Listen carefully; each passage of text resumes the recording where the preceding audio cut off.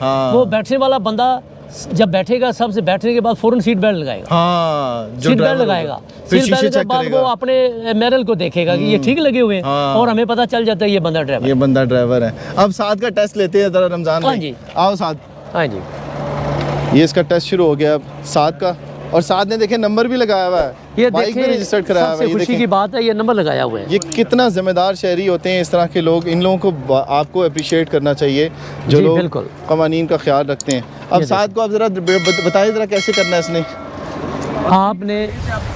आपने यहाँ से टर्न लेके वापस जाना है। ये मोटरसाइकिल का आसान होता है लाइसेंस, आसान, इतना मुश्किल नहीं है। बाइक वालों का आपको लाइसेंस इसलिए हम आप बताएंगे कि कितना इजी होता है कि बाइक वाले बड़े परेशान होते हैं जी कि अच्छा, हमने आना है। आप मुझे ये बताएं साथ भाई कि रोड पे चलते हुए आपने किस साइड पे चल रहे हैं? Left side. गुड, गुड, देखें जी, लेफ्ट साइड पे चल रहे हैं। लेफ्ट साइड पे चल रहे हैं Good, very आपने, good. और आपने हेलमेट पहने, ये हर बार पहनना है।